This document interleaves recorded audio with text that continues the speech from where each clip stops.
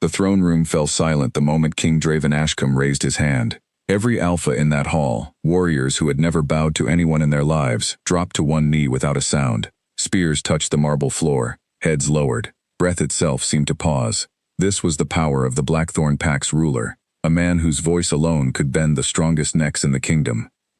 Only one person in the room remained standing. Wren Calloway stood near the back wall, a tray of untouched wine goblets balanced against her hip, staring straight ahead at the king instead of at the floor like the other servants around her. She was not trying to make a statement. She simply forgot, lost in thought about the herbs she needed to gather before nightfall for a sick child in the lower quarter. But forgetting was enough to be noticed, and being noticed in that room was never a small thing. Draven's gaze swept across the kneeling crowd and landed on her like a spark hitting dry grass. "You," he said, his voice cutting through the hush. "Omega, why do you stand?" The other servants flinched, several of them edging away from her as if her mistake might be contagious. Wren blinked, realizing too late what she had done. She quickly bent her knee, but the damage had already spread through the room like smoke. "Forgive me, my king," she said, keeping her eyes down now. "I was distracted." "Distracted," Draven repeated, tasting the word as though it were foreign to him. He rose from his throne, and the sound of his boots against the stone floor was the only noise in the entire hall. Advisors exchanged glances. Nobles held their breath. No one dared speak while their king walked. He stopped in front of her, close enough that she could feel the weight of his presence pressing down like a physical thing. Alphas carried an aura that Omegas were built to feel in their bones, an ancient pull that made most Omegas want to lower their gaze and yield. Wren felt it too, sharp and heavy, but she had spent years training herself not to show weakness in front of anyone, especially not a king who already had far too much control over everyone around him. "Look at me," Draven said quietly. She lifted her eyes, just for a moment, and something flickered across his face that no one else in the room seemed to catch. Surprise, maybe, or something closer to curiosity. It vanished as fast as it appeared. "An Omega who forgets herself is a danger to this court," he said, loud enough for the entire hall to hear. "I do not tolerate distraction in my presence." Wren's chest tightened. She understood immediately what he intended to do. This was not really about her forgetting to kneel. This was about reminding every single person in that hall who held the power, and she had become the easiest target to prove it. "You will be reassigned," Draven continued, "to kitchen duty in the lowest hall, where an Omega who cannot remember simple courtesy belongs." It was a small punishment in the grand scheme of things, nothing that would leave a permanent mark on her life, but the way he said it, the way his voice dripped with cold disappointment in front of dozens of nobles who already looked down on Omegas, made her face burn with humiliation. Whispers rippled through the crowd. Someone actually laughed. Wren kept her spine straight even as her hands trembled slightly around the tray. "Yes, my king," she said, and turned to leave the hall before her composure could crack any further. She did not see the way Draven watched her walk away, his jaw tight, something unreadable moving behind his dark eyes. That night, in the small room she shared with two other Omega servants, Wren sat by the single narrow window and stared out at the moon rising over the packed stone towers. Her roommate, a gentle Omega named Clara, sat beside her and gently squeezed her hand. "He didn't have to do that," Clara said softly. "Everyone forgets sometimes. Even the guards missed their bow once when the storm knocked out the torches." "He needed everyone to see it," Wren said, her voice steady despite the sting still living in her chest. "That's what kings like him do. They need an example every so often, just to remind the room who is allowed to make mistakes and who isn't." "Are you going to be all right?" Wren managed a small, tired smile. "I'll be fine. It's just kitchen duty. It's not the first time someone with more power than me decided to remind me of my place." But it was not simply the reassignment that stayed with her as she lay awake that night. It was the way his eyes had lingered on her face for that single extra second before he spoke, as if he was looking for something specific and was disappointed not to find it. She told herself it meant nothing. Kings like Draven Ashcombe did not think twice about Omegas serving in their halls. She was nothing more than a face in a crowd of hundreds who worked to keep his palace running, and she intended to keep it that way. The following weeks passed in a blur of steam and heat from the kitchen ovens, her hands raw from scrubbing pots late into the night. It was harder work than serving wine in the hall, but there was a strange comfort in it too. No one in the kitchen expected her to keep her eyes low or her voice quiet. The head cook, a stout woman named Margaret who had survived 3 different kings' tempers over the decades, treated every worker the same regardless of rank. And for the first time in a long while, Ren felt like she could breathe without the weight of expectation pressing on her shoulders. She did not expect to see the king again anytime soon. Kings rarely wandered into kitchens, but 3 weeks after her punishment, Draven Ashcombe did exactly that. He arrived without warning, trailed by his advisor Edmund Voss, a lean man with sharp eyes who always seemed to be calculating something behind his calm expression. The kitchen staff dropped what they were doing and knelt immediately, heads bowed, the clatter of dropped spoons and startled gasps filling the room. Ren, who had been kneading dough at the far table, lowered herself to the floor along with everyone else, her heart suddenly pounding. "Rise," Draven said, his tone unusually flat. "I am only here to inspect the stores before the Winter Council arrives." It was a reasonable excuse, the kind that made sense on the surface. Winter Council meant important guests. Important guests meant the king wanted everything perfect, and checking the kitchen stores fit that narrative well enough that no one questioned it. Margaret guided him through rows of grain sacks and salted meats, answering his questions about supply levels with practiced efficiency. Ren tried to keep her head down and her hands busy, hoping to remain invisible in the corner. It nearly worked, until Draven's gaze drifted past the stores and landed directly on her. "You," he said again, the same word he had used weeks earlier in the throne room, though this time his voice held none of the coldness from before. The Omega from the hall. Every worker in the kitchen turned to look at her. Ren straightened, wiping flour from her hands onto her apron before offering a small, careful bow.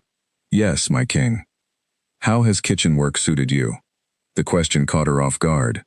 Kings did not typically ask servants how their punishments were treating them. She glanced at Margaret, who gave her the smallest nod of encouragement, as if to say it was safe to answer honestly. "It has suited me well, my king," Ren said. "The work is honest, and I've learned a great deal."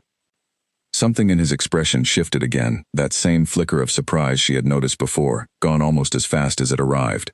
Edmund Voss, standing just behind him, studied his king's face with quiet interest, clearly noticing the same strange reaction Ren had. "Good," Draven said finally, turning back toward the grain stores as though the conversation had never happened. "See that the winter stores are doubled. I want no shortages during the council." "Of course, my king," Margaret answered, and the inspection continued as if nothing unusual had occurred at all.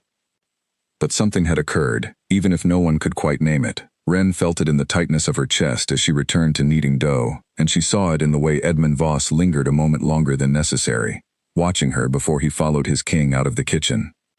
That evening, as she scrubbed the last of the pots in the quiet after the dinner rush, Margaret approached her with an unreadable expression. "He's never come down here before," Margaret said, drying her hands on a cloth. "Not once in all my years serving this palace. Kings send stewards for inventory checks. They don't walk through kitchens themselves." "Maybe he wanted to see the stores with his own eyes," Ren offered, though even she didn't quite believe it. Margaret gave her a long, considering look. Maybe. Or maybe he wanted to see something else. Ren said nothing, choosing instead to focus on the pot in her hands, scrubbing at a stain that had already come clean minutes ago. She did not want to entertain the idea that the king of the Blackthorn Pack, a man who had humiliated her in front of the entire court just weeks earlier, might have any interest in her beyond punishing her for forgetting to bow. Yet the thought refused to leave her alone, curling in the back of her mind like smoke that would not clear. Over the following days, small things began to shift in ways that were impossible to ignore. Extra portions of meat appeared in her share of the kitchen rations, more than any other worker received, though no one could say where the order had come from. The guards posted near the kitchen entrance grew more attentive, watching who came and went with unusual care. And twice, she caught Edmund Voss standing near the kitchen doorway, watching the workers with the same sharp, calculating gaze he always wore, though his attention seemed to circle back to her more often than seemed accidental. Ren tried to dismiss it all as coincidence, as the natural paranoia of someone who had already been publicly punished once and feared drawing further attention. But deep down, a small, uneasy part of her wondered if the Winter Council King Draven had mentioned was not the only reason he had walked into that kitchen. She thought about confronting the idea directly, asking Margaret or even one of the guards what was truly happening, but something held her back. Perhaps it was fear of being wrong, of imagining significance where none existed and making a fool of herself. Or perhaps it was fear of being right, of discovering that the king who had humiliated her in front of the entire court had somehow noticed her in a way she never wanted to be noticed by someone with that much power. Either way, she kept her head down, her hands busy, and her heart guarded. unaware that the tension quietly building around her was only the very beginning of something far larger, something that would soon reshape both her life and the kingdom she served in ways she could never have predicted. Far above the kitchen, in the private chambers of the palace, Draven Ashcombe stood at his window staring out over the Pax territory, his jaw tight with something he refused to name even to himself. Edmund Voss entered without knocking, a privilege only he was granted after years of loyal service. "You went to the kitchens today," Edmund said carefully. "I inspected the stores." "You've never inspected stores before in your reign, not once." Draven did not turn from the window. "The Winter Council requires preparation." "With respect, my king, I've served you since your father's death. I know when you are lying to me, and I know when you are lying to yourself." Edmund's voice was quiet, careful, the voice of a man who had earned the right to speak plainly. "This is about the Omega." Silence stretched between them, heavy and long. "She stood when everyone else knelt," Draven finally said, his voice low. "In 7 years as king, no one has looked at me the way she did in that hall, not with defiance. Not with fear either.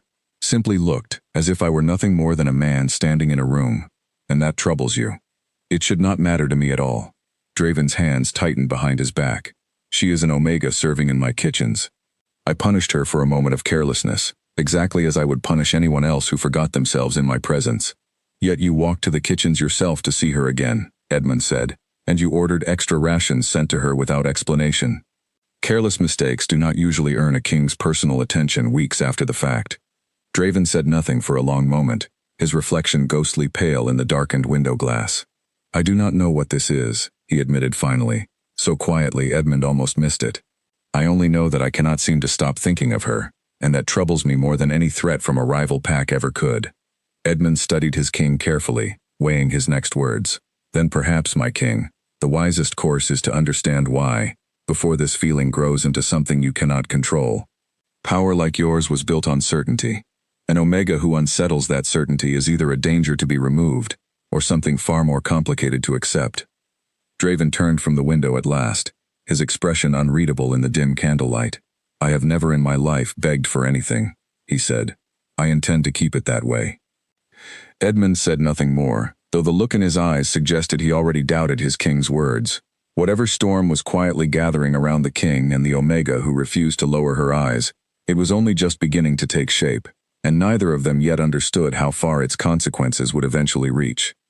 The Winter Council arrived on a morning thick with frost, carriages rolling through the palace gates carrying nobles from every corner of the Blackthorn territory.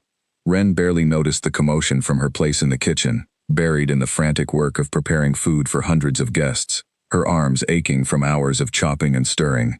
She told herself the strange attention from the king weeks earlier had simply faded, a passing curiosity that meant nothing at all. She almost believed it. Then Margaret pulled her aside on the second night of the council, her face tight with worry. "You've been summoned," Margaret said quietly, glancing around to make sure no one else was listening. "To the private dining hall. The king wants you to serve his table personally tonight." Wren's stomach dropped. "Why me?" "There are servers trained specifically for the private hall." "I don't know," Margaret admitted, "but it came directly from Edmund Voss, and no one refuses an order like that." There was no time to argue or question further. Wren changed into a clean uniform, smoothed her hair back, and made her way through the palace corridors toward the private dining hall, where only the highest nobles and the king himself would be seated. Her hands trembled slightly as she pushed open the heavy wooden doors, stepping into a room filled with candlelight and quiet conversation among the kingdom's most powerful families.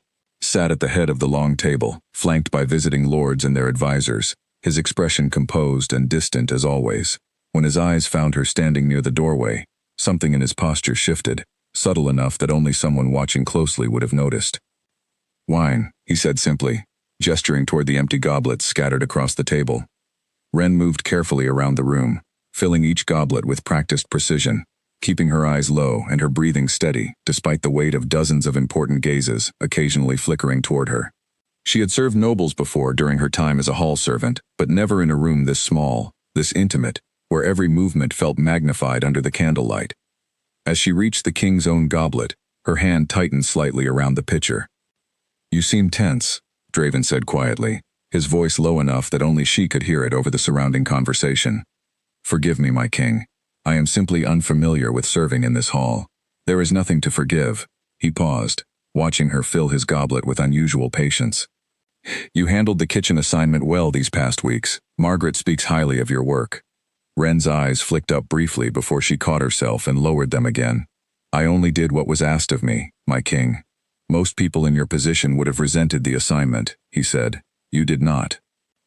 Resentment does not fill empty stomachs or clean dirty pots, she said before she could stop herself, then immediately regretted the boldness of her words in front of a room full of nobles.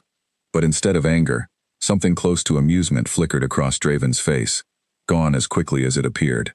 No, he agreed quietly, it does not. The rest of the dinner passed without further conversation between them, though Wren felt his gaze occasionally drift toward her as she moved around the room refilling goblets and clearing plates. By the time the meal ended and the nobles began retiring to their guest quarters, her nerves were stretched thin from the effort of appearing calm. She did not expect Rosalind Thorne, a noblewoman from a neighboring territory who had married into the Blackthorn court years earlier, to corner her in the corridor just outside the dining hall. You are the Omega from the throne room, Rosalind said, her voice sharp and cold. The one who forgot to kneel. Wren straightened, keeping her voice respectful despite the hostility radiating from the noblewoman. Yes, my lady. And now you serve his private table.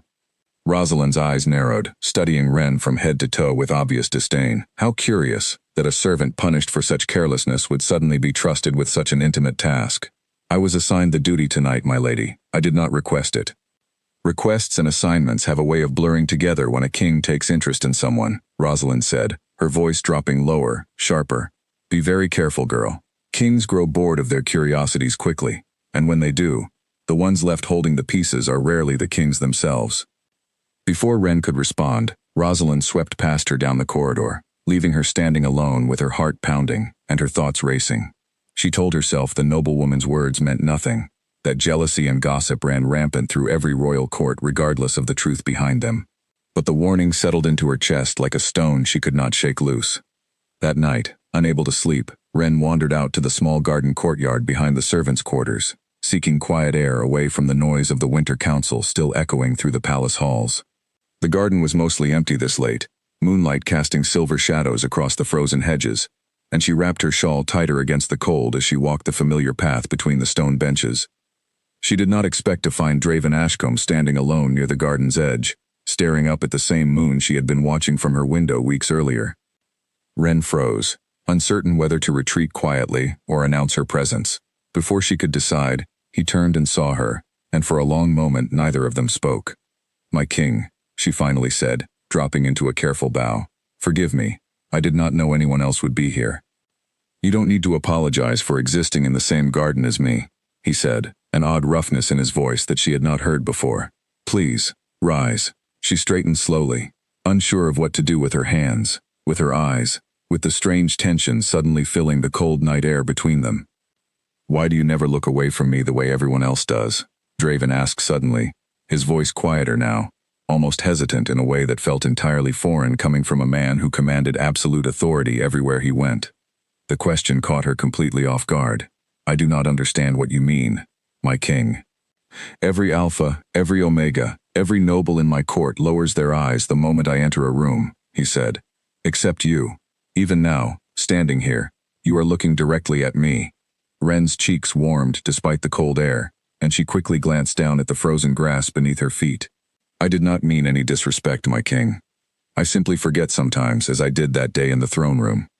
I do not think that is entirely true, he said. I think perhaps you do not fear me the way everyone else does.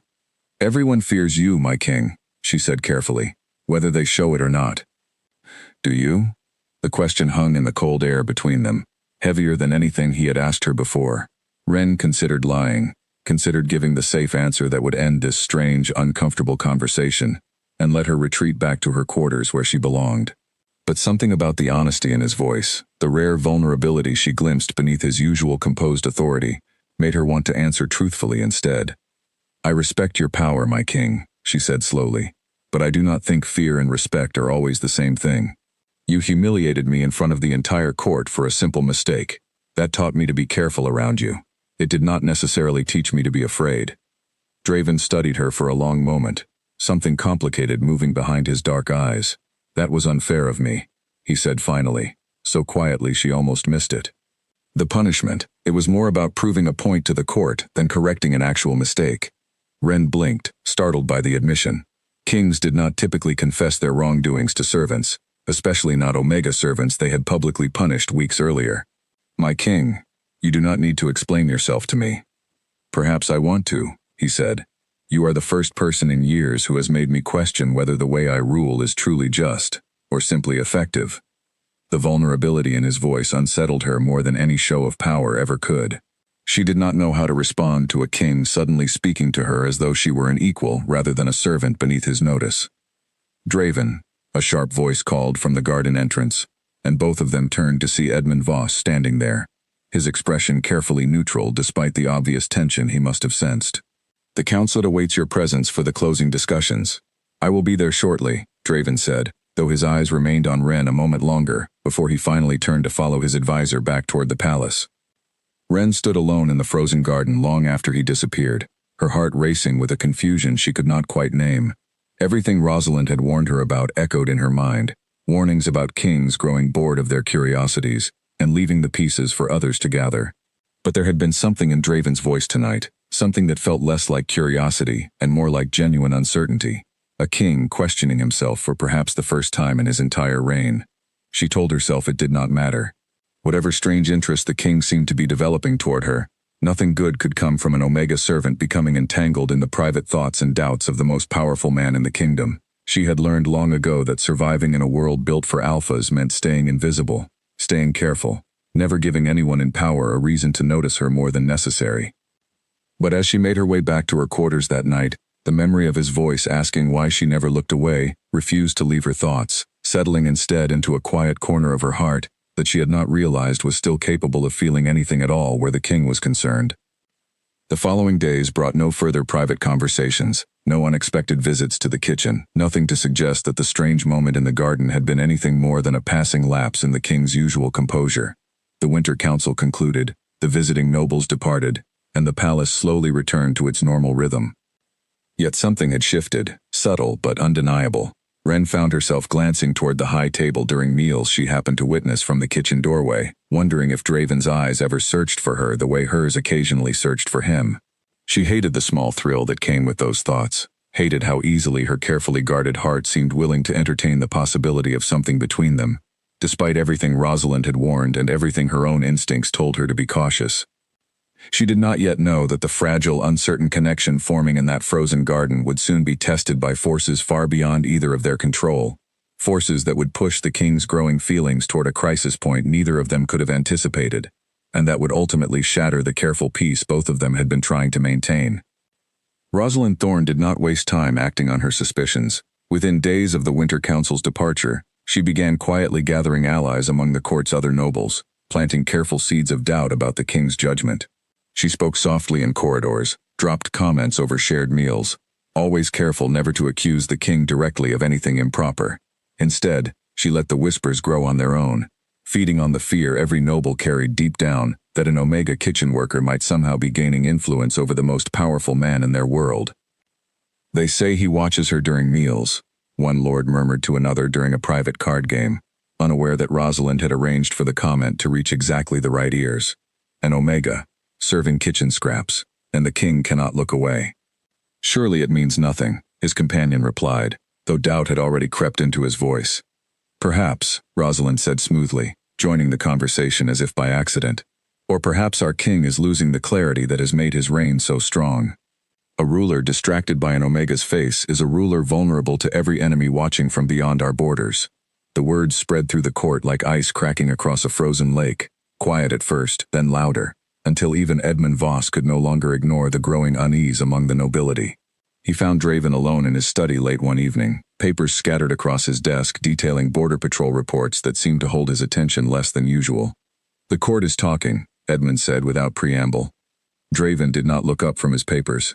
"The court is always talking. It is what nobles do best." "They are talking about you," Edmund pressed. "About the Omega. Rosalind Thorne has been particularly vocal, suggesting your judgment has been compromised." This finally made Draven set down his quill, his expression darkening. "My judgment remains exactly as sharp as it has always been." "I do not doubt that," Edmund said carefully. But perception matters as much as truth in a court like ours. Rival packs are already watching for any sign of weakness. If word spreads that our king has grown soft over a kitchen servant, it will not matter whether the rumor holds truth. Enemies will act on the perception alone. Draven's jaw tightened, the weight of years spent building an image of untouchable strength pressing down on him with sudden, uncomfortable clarity. He had spent his entire reign ensuring that no one, not rival kings, not scheming nobles, not even his closest advisors, ever saw him as anything less than absolute in his authority. The thought that a simple kitchen Omega might be quietly unraveling that carefully constructed image filled him with a cold, creeping dread. "What would you have me do?" he asked finally, though he already suspected the answer. "Distance yourself," Edmund said simply, publicly and decisively, before Rosalind's whispers become something louder that our enemies can use against us. Draven said nothing for a long moment, staring at the papers scattered across his desk without truly seeing them. Somewhere deep inside him, a voice he did not want to acknowledge argued that Ren deserved better than to become a casualty in a political game she had never asked to play. But the greater weight of his crown, the responsibility of an entire pack depending on his strength and stability, pressed down harder than that quiet, unfamiliar voice could withstand. "Arrange a public gathering," he said finally, his voice flat and cold once more. "I will make certain the court understands there is nothing between myself and any kitchen servant." Edmund studied his king for a long moment, something like regret flickering behind his careful expression, though he said nothing further as he left to make the necessary arrangements. 3 days later, the great hall filled once again with nobles and advisors, summoned under the pretense of discussing upcoming trade agreements with a neighboring territory. Ren had no reason to expect she would be involved in any way, continuing her kitchen duties as usual that morning, her hands deep in bread dough when Margaret came rushing toward her with an urgent expression. "You've been summoned to the Great Hall," Margaret said, her voice tight with worry. "Immediately." "Why would they need a kitchen worker in a trade discussion?" Ren asked, wiping flour from her hands as confusion and unease settled into her stomach. "I don't know," Margaret admitted, "but the messenger insisted it came directly from the king." Ren's heart pounded as she made her way through the palace corridors, her mind racing through every possible reason the king might summon her so publicly. She told herself it might be nothing, some minor clarification about kitchen supplies or an oversight in her duties. But some quiet, instinctive part of her already sensed that whatever awaited her in that hall would not be simple or kind. The great hall was packed when she arrived, nobles lining both sides of the long chamber, their eyes turning toward her the moment she stepped through the doors. Rosalind Thorne stood near the front of the crowd, a satisfied gleam in her eyes that made Ren's stomach twist with dread. At the far end of the hall, Draven sat upon his throne, his expression carved from stone, utterly unreadable. "Come forward," he said, his voice carrying easily across the silent hall. Ren walked the long distance toward the throne, feeling every eye in the room tracking her movement, feeling the weight of judgment pressing down from every direction. When she finally stopped before him and lowered into a careful bow, she waited for whatever was coming with her heart hammering against her ribs. "There have been rumors circulating through this court," Draven said, his voice cold and formal, addressing the room rather than her directly. "Rumors suggesting an inappropriate familiarity between myself and a kitchen servant." Ren's face flushed with humiliation as every eye in the hall turned toward her with renewed interest, some curious, some openly mocking. "I wish to make something absolutely clear," Draven continued, his gaze finally settling on her with an expression so distant and cold that it felt like being struck. "There is nothing between myself and this Omega. She is a servant in my kitchens, nothing more. Any suggestion otherwise is beneath the dignity of this court and beneath my own judgment as king." The words landed like blows, each one worse than the last. Ren kept her eyes fixed on the marble floor, refusing to let anyone see the way her chest tightened with humiliation and something far deeper, a pain she had not expected to feel over a connection she had told herself meant nothing important. "To ensure there is no further confusion," Draven said, his voice hardening further, "she will be dismissed from palace service entirely, effective immediately." A collective murmur rippled through the crowd, some nobles exchanging satisfied glances with Rosalind, others simply watching the scene unfold with detached curiosity. Ren's head snapped up despite herself, meeting Draven's gaze directly for the first time since entering the hall, searching his face for some sign of the man who had spoken to her so gently in the frozen garden weeks earlier. She found nothing there but cold, distant authority. "You may leave the palace grounds by morning," Draven said, already turning his attention toward Edmund as if the matter had been fully resolved and no longer warranted his consideration. "That is all." Ren stood frozen for a long moment, the humiliation of the throne room months earlier paling in comparison to the deeper wound this rejection carved into her chest. She had known, somewhere in the back of her mind, that whatever strange connection had been forming between them could never truly survive the pressures of his crown and his court. But knowing something and feeling it happen in front of an entire hall of watching nobles were two very different kinds of pain.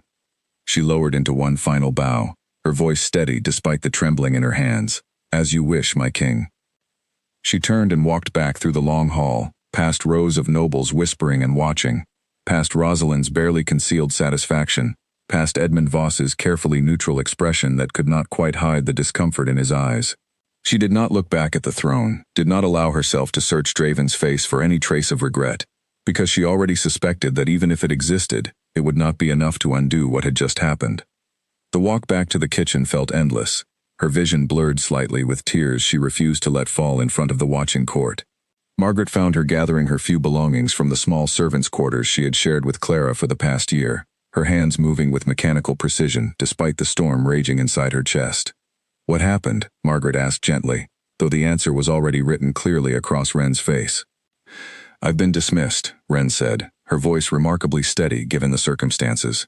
"Effective by morning." Clara, who had rushed in behind Margaret upon hearing the news spreading through the palace, immediately wrapped her arms around Ren in a tight embrace.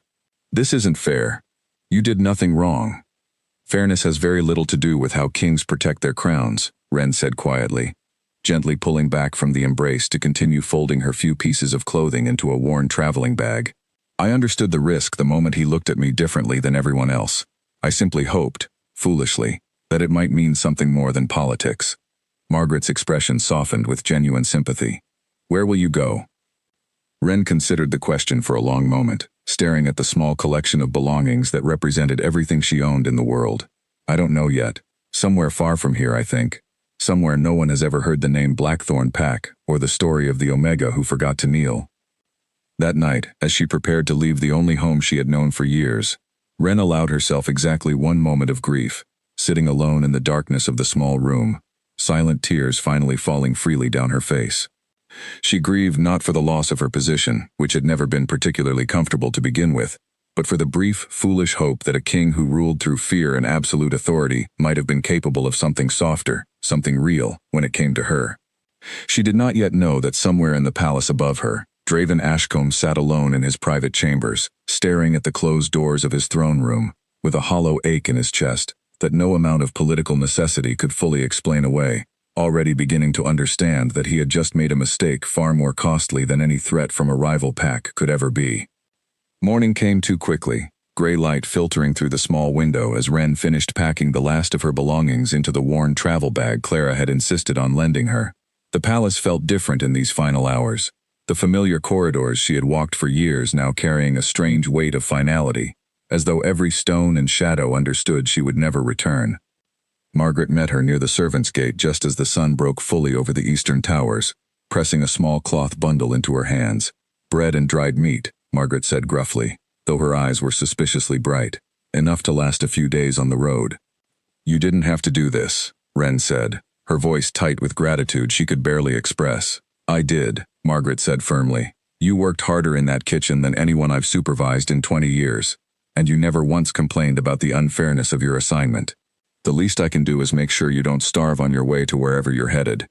Clara hugged her tightly one final time, tears streaming freely down her face despite Ren's attempts to comfort her. "Promise you'll send word once you're settled somewhere.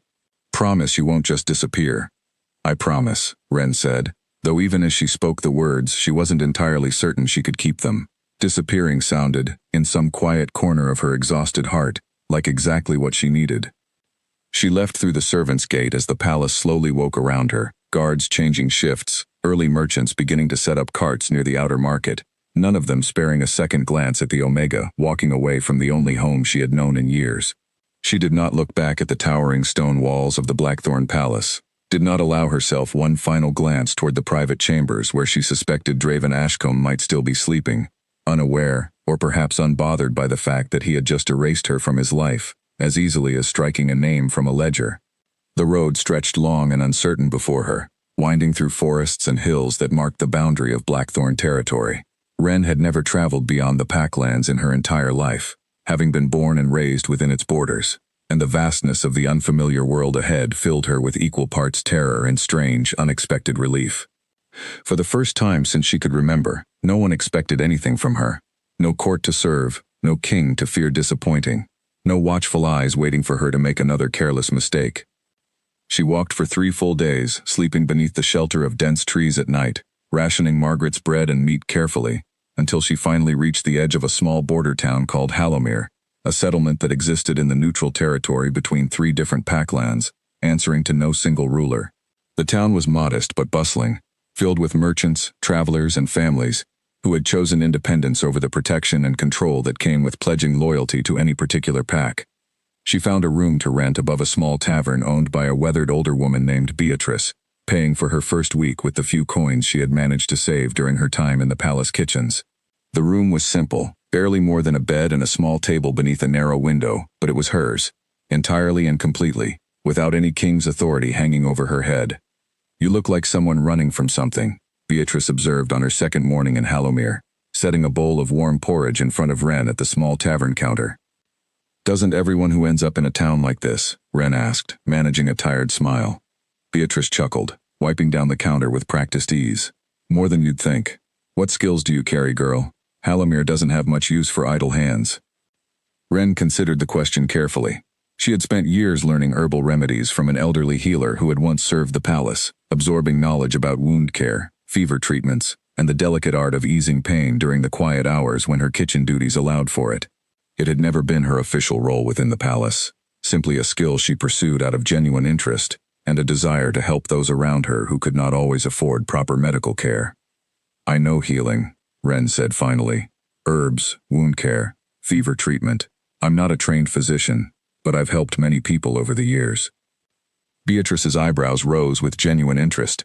"Hallomere's healer passed on last winter. We've been without proper care ever since, relying on travelers passing through who happen to know a bit of medicine. If you're as skilled as you claim, you'd find no shortage of work here, and plenty of gratitude besides." The offer settled something uncertain in Wren's chest, a small flicker of purpose in the midst of everything she had lost. Within days, word spread through Hallowmere that a new healer had arrived, and soon her small room above the tavern became a steady stream of visitors seeking treatment for everything from minor cuts to persistent fevers. She found herself falling into a comfortable rhythm, gathering herbs from the surrounding forest, tending to the sick and injured, slowly building a reputation as someone reliable and genuinely skilled. The work filled her days and, more importantly, filled the hollow ache that still lingered in her chest whenever her thoughts drifted back toward the palace she had left behind. She refused to dwell on Draven Ashcombe, refused to replay the memory of his cold voice dismissing her in front of the entire court, though the memory surfaced uninvited more often than she cared to admit, especially in the quiet hours before sleep when her guard slipped and her heart wandered where her mind refused to follow. Nathaniel Gray, the elderly man who served as Hallomere's unofficial mayor, welcomed her warmly into the community, offering practical advice about establishing herself properly within the town's loose but functional social structure. "We don't answer to any king here," he explained during one of their early conversations, sharing a simple meal at the tavern. "Some folks find that unsettling, having no crown to protect them. Others find it the first real freedom they've ever known. I think I understand the second kind of person better than I ever expected to," Wren admitted. Nathaniel studied her with kind, knowing eyes. "Whatever you left behind, girl, you're safe here. Hallowmere doesn't ask questions about a person's past, only about their willingness to contribute honestly to the community's future." Weeks turned slowly into a month, and Wren found herself, somewhat to her own surprise, beginning to heal alongside the very people she treated each day. She formed a close friendship with a young woman named Charlotte, a merchant's daughter who ran a small stall selling fabric and thread near the town center, and the two of them often shared meals together in the evenings, discussing everything from town gossip to Wren's growing collection of herbal remedies. "You never talk about where you came from," Charlotte observed one evening as they sat together outside the tavern, watching the sunset paint the sky in shades of orange and violet. "There isn't much worth saying," Wren replied carefully. "I worked in a kitchen for a king who valued appearances above almost everything else. It didn't end well, and I decided somewhere far away sounded better than staying to be reminded of my place every single day." Charlotte studied her for a long moment, clearly sensing there was far more to the story than Wren was willing to share, but she respected the boundary without pushing further. Well, whatever happened, Halomir is lucky to have you. My little brother's fever broke within 2 days of your treatment last week. My mother hasn't stopped singing your praises since. Wren managed a genuine smile, the first in longer than she cared to admit. I'm glad I could help. As the weeks continued to pass, Wren slowly began rebuilding a version of herself that felt more authentic than anything she had experienced within the rigid hierarchy of the Blackthorn court. She was no longer defined by her status as an Omega expected to lower her eyes and know her place.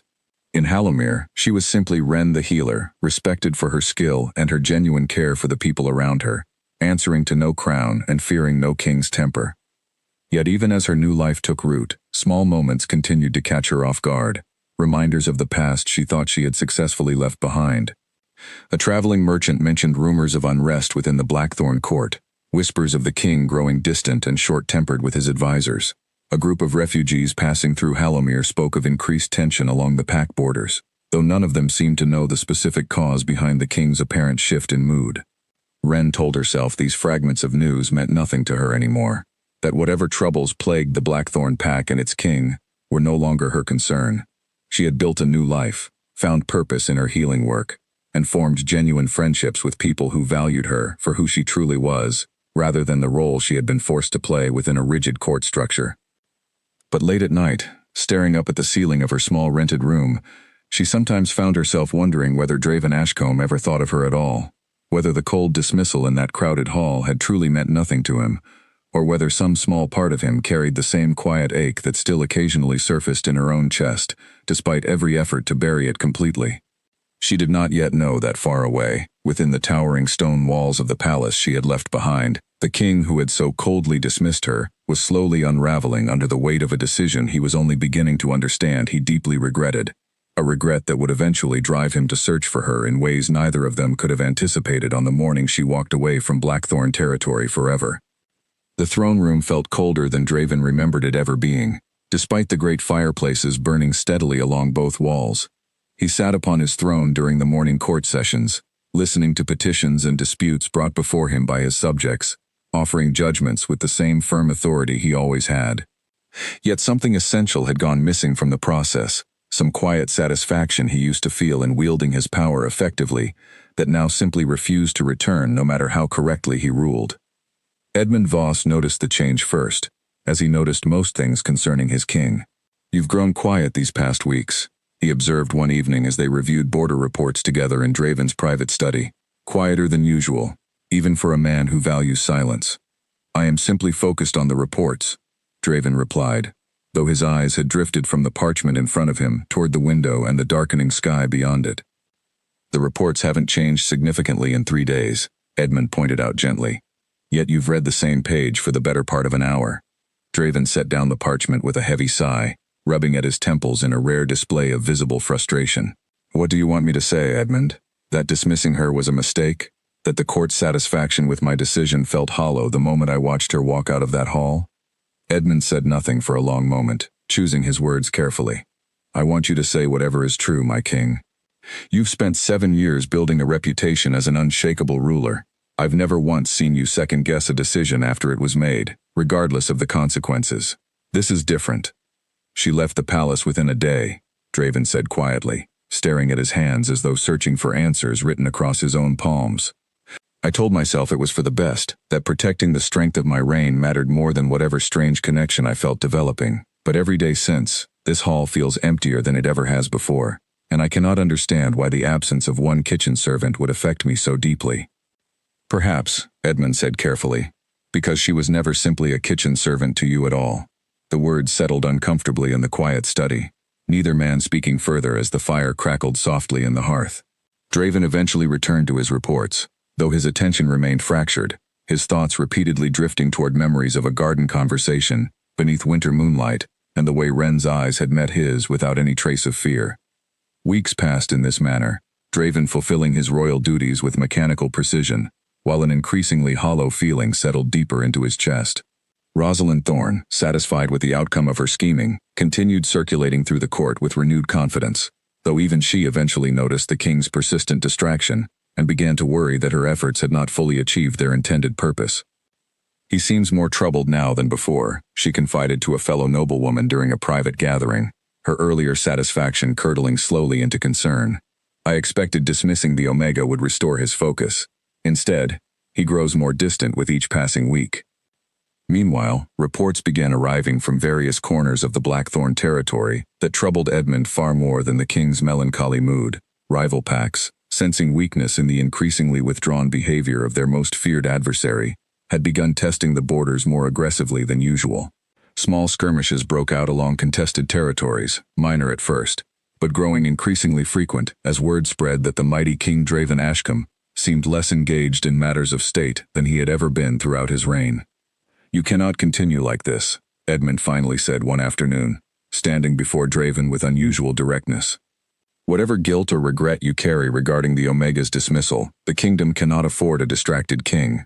Rival packs grow bolder by the week, testing our borders while you remain lost in thoughts of a woman who is likely building a new life far from here, entirely unaware of the effect her absence continues to have on you." Draven's jaw tightened at the harsh but accurate assessment. "What would you have me do, Edmund? I cannot simply summon her back to the palace after publicly humiliating her in front of the entire court. The damage is done." "Perhaps not summon her," Edmund said carefully, "but perhaps understand what became of her. Knowledge, even painful knowledge, tends to settle a troubled mind more effectively than endless uncertainty." The suggestion lingered in Draven's thoughts long after Edmund left his study that evening. He told himself repeatedly that seeking information about Wren's whereabouts served no useful purpose beyond satisfying idle curiosity, that whatever peace of mind it might bring him could not possibly outweigh the risk of appearing weak or obsessive to the very advisors he needed to maintain confidence in his leadership. Yet the temptation proved impossible to resist entirely. Weeks later, a merchant caravan returning from the neutral border territories brought word of a skilled young healer who had recently established herself in the small settlement of Hallowmere, earning quick respect among the locals for her remarkable talent with herbal remedies and wound treatment. The description, offered casually by a trader discussing local news during a routine palace visit, struck Draven with such sudden force that he nearly dropped the goblet he had been holding. "This healer?" Draven asked, keeping his voice carefully neutral despite the sudden pounding of his heart. "Do you know her name?" The trader shrugged, clearly unaware of the significance behind the question. "Wren, I believe, my king. A quiet young woman, though remarkably skilled for someone with no formal training. The whole town speaks highly of her." Draven dismissed the trader shortly after, his mind racing with the confirmation he had both hoped for and dreaded receiving. Wren had survived her dismissal, had rebuilt a life for herself far from the palace walls that had caused her so much pain, had found purpose and respect among people who valued her without any concern for royal hierarchy or Omega status. The knowledge should have brought him relief, confirmation that she had landed safely despite his cruelty toward her. Instead, it only deepened the hollow ache that had been steadily growing within his chest for weeks, a longing he could no longer pretend was simple curiosity or fleeting attraction. He found himself standing at his window that night, staring out toward the distant horizon in the direction of the neutral territories, wondering what Wren's new life truly looked like, wondering if she ever thought of him at all, or if she had successfully buried every memory of the Blackthorn court beneath the satisfaction of her new independence. Edmund found him there hours later, still staring silently out the window long after the palace had settled into nighttime quiet. "You know where she is now," Edmund observed, reading the answer clearly in his king's troubled expression. "Hallowmere," Draven said quietly. "A border settlement, apparently thriving under her care as their new healer. And what do you intend to do with this knowledge?" Draven was silent for a long moment, the weight of his own uncertain heart pressing down heavier than any political concern ever had. "I do not know," he admitted finally, his voice barely above a whisper. "I only know that, for the first time since she left this palace, I feel as though I might finally understand what it means to genuinely regret a decision, rather than simply question its practical consequences." Edmund studied his king carefully, weighing the delicate balance between offering honest counsel and overstepping the boundaries of his role. "My king, if I may speak plainly one final time on this matter, you have spent your entire reign proving to this kingdom that you bow to no one, that nothing shakes your resolve or your authority. But perhaps true strength is not found only in commanding fear and obedience. Perhaps genuine strength also requires the courage to acknowledge when you have wronged someone, and the humility to attempt making it right, regardless of how it might appear to a watching court." The words settled deeply into Draven's chest, resonating with something he had been struggling to articulate for weeks. He turned from the window to face his advisor fully, a new resolve slowly hardening behind his troubled eyes. "I cannot travel to Halomir as king," he said slowly, thinking through the practical challenges even as the idea began taking shape. "My presence there would draw immediate attention, potentially endangering both her and the fragile peace of that neutral territory.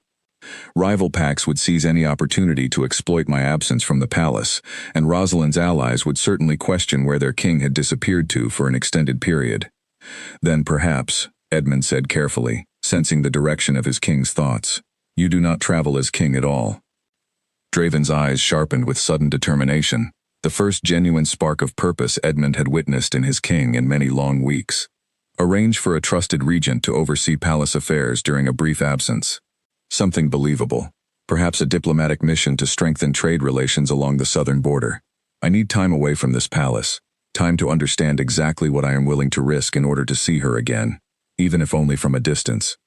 Edmund nodded slowly, already calculating the logistics required to make such an arrangement believable to the watching court. "It will not be easy to maintain such a deception for long, my king. And if word ever reaches Rosalind or her allies regarding your true destination, the political consequences could prove severe." "I understand the risk," Draven said quietly, his gaze once again drifting toward the distant horizon beyond his window. "But I have spent every day since her dismissal wondering whether I am capable of being anything more than the crown I wear. I need to know the answer, Edmund, regardless of what it might cost me to find it." Edmund studied his king for a long, considering moment before finally offering a respectful bow. "Then I will begin making the necessary arrangements immediately, my king, though I suspect this journey may prove far more challenging than any battle you have faced within these palace walls." Draven said nothing further, his attention already turning toward the difficult path ahead, uncertain whether the woman he had so carelessly wronged would ever be willing to look at him again, but increasingly certain that he needed to try, regardless of how uncomfortable or humbling the attempt might prove to be for a king who had never once, in his entire reign, considered begging anyone for anything at all. Edmund arranged everything with careful precision over the following week, announcing to the court that King Draven would be undertaking a discreet diplomatic mission to strengthen trade agreements along the southern border, a mission requiring minimal attendance and complete confidentiality to avoid alerting rival pacts to the negotiations taking place. The explanation satisfied most of the nobility, though Rosalind Thorne's eyes narrowed with unmistakable suspicion when she heard the announcement. A diplomatic mission, requiring the king himself to travel personally, with no advance notice given to the council? She questioned during a private meeting with her closest allies. "Something about this feels deeply wrong." "Perhaps you are simply searching for problems where none exist," one of her companions suggested carefully, though even she seemed unconvinced by her own words. Rosalind said nothing further, though she quietly resolved to keep careful watch over any information that might reveal the true nature of the king's sudden absence. Draven departed the palace before dawn, dressed in simple traveling clothes stripped of any royal insignia, accompanied only by a single trusted guard named Felix who had served in the palace army for over a decade, and whose loyalty Edmund vouched for completely. The journey toward Halomir took nearly 4 days, winding through forests and hills that Draven had never personally traveled despite technically ruling over the surrounding territories his entire reign. The unfamiliar landscape offered him something he had not expected, a strange sense of freedom in simply existing as an ordinary traveler rather than a king whose every movement carried political weight. Felix proved a quiet, capable companion, asking few questions about the true purpose of their journey, though his knowing glances occasionally suggested he understood far more than he chose to voice aloud. "You've grown quiet, my king," Felix observed on their third night, as they made camp beside a small stream far from any major road. "There is no need for such formal address out here," Draven said, staring into the small fire they had built for warmth. "Not while we travel as simple merchants." "As you wish," Felix said, though his tone remained respectful despite the informal exchange. "May I ask what draws you toward Halomir, if the true purpose is not the diplomatic mission Lord Voss announced to the court?" Draven considered the question for a long moment, weighing how much honesty he was willing to share, even with a guard he trusted. "There is someone there," he said finally, his voice quieter than usual. "Someone I wronged badly enough that I feel compelled to understand what became of her life since leaving my palace." Felix nodded slowly, clearly sensing there was far more depth to the situation than his king was willing to fully articulate. "Sometimes the wrongs we cause others weigh heavier than any battle we've fought," he said simply. I hope whatever you find in Halomir brings you the peace you're searching for, my king. They arrived at the edge of Halomir on the morning of the 4th day, the small settlement bustling with the ordinary activity of merchants setting up stalls and travelers passing through on various journeys. Draven felt an unfamiliar nervousness settling into his chest as they approached the town's outer boundary, an emotion so foreign to his usual confident composure that he almost did not recognize it for what it was. How do you intend to proceed? Felix asked quietly as they secured their horses near the town's small stable. Carefully, Draven said, glancing around at the unfamiliar surroundings with genuine uncertainty. I cannot simply announce myself and expect any kind of welcome, given the circumstances of our parting. I need to understand her situation before deciding how, or even if, to approach her directly. They found modest lodging at a small inn near the town center, and over the following 2 days, Draven quietly observed the rhythms of Halomir life, gathering information carefully through casual conversations with locals who had no idea they were speaking with the king of the Blackthorn Pack. He learned quickly that Ren had indeed established herself as the town's primary healer, working from a small room above the tavern, owned by an older woman named Beatrice, treating everything from minor injuries to serious illnesses with remarkable skill and genuine compassion that had earned her deep respect throughout the community. She saved my daughter's life last month, one local merchant told him during a conversation at the town market, unaware of the significance his words carried for the man listening so intently. Fever wouldn't break for 3 days straight, and the healer stayed by her bedside the entire time, using every remedy she knew until it finally broke. Halomir is lucky to have someone with her skill and dedication. Every piece of information Draven gathered painted a picture of a woman who had not simply survived her dismissal from the palace, but had genuinely thrived in her new circumstances, building a life of purpose and respect entirely independent of any royal favor or protection.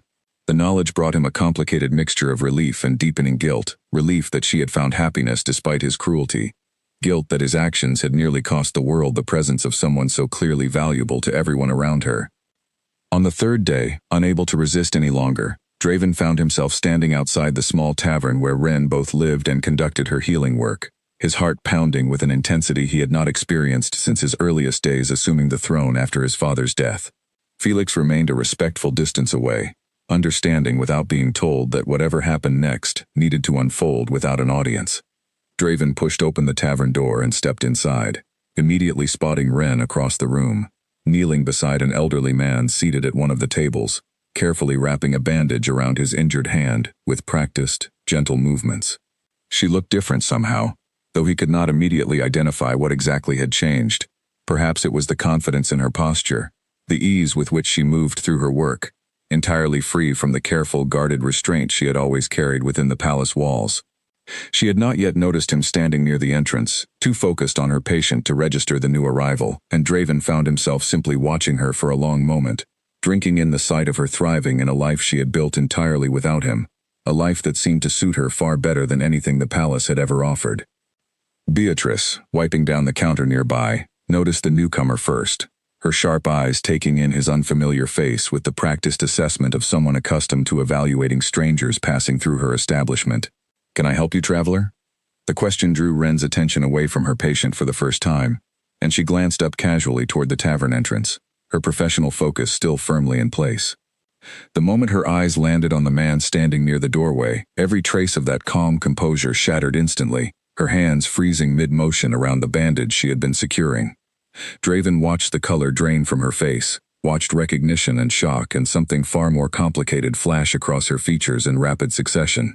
For a long, suspended moment, neither of them spoke, the entire tavern seeming to fall silent around the sudden tension crackling between them. "You," Ren finally said, her voice barely above a whisper, though it carried clearly across the quiet room. "What are you doing here?"